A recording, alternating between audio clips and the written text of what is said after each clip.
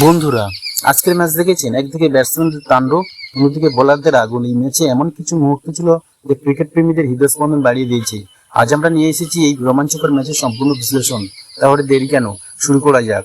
নরেন্দ্র মোদী স্টেডিয়ামে আইপিএল এর এক মহারণ মুম্বাই বনাম গুজরাট। এই ম্যাচে ক্রিকেটের আসল রোমাঞ্চ দেখা গেল। ম্যাচের শুরুতেই টস জিতে হার্দিক পান্ডিয়া বোলিং এর সিদ্ধান্ত নেন আর ব্যাটিং এ নামেন গুজরাট টাইটন। ওপেনিং এ শুভমান গিল এবং সাই সুদর্শন দুর্দান্ত সূচনা করেন।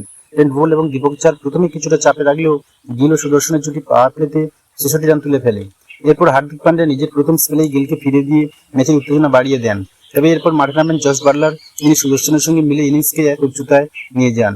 14তম ওভারে মুজিবুর রহমান বাটলারকে ফেরানোর পর গুজরাটের রানের গতি কমেনি। শেষের দিকে রাদারফোর্ডের বিধ্বংসী ব্যাটিংয়ে গুজরাট 20 ওভারে 196 রানের বিশাল লক্ষ্য দাঁড় করায়। মুম্বাই ইন্ডিয়ান্সের হয়ে ওপেন করতে নামেন রোহিত শর্মা এবং রিয়ান রিকালটন। প্রথম ওভারে রোহিত দুটি বাউন্ডারি মারেন, কিন্তু মোহাম্মদ সিরাজ পরের বলেই বোল্ড করে ম্যাচ জমিয়ে তোলেন।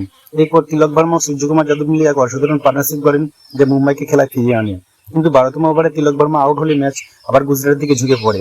সূর্যকুমার যাদব একাই দলকে জেতানোর চেষ্টা করেছিলেন, কিন্তু 48 রান করে আউট হয়ে গেলে মুম্বাইয়ের জয় অনেকটাই কঠিন হয়ে যায়।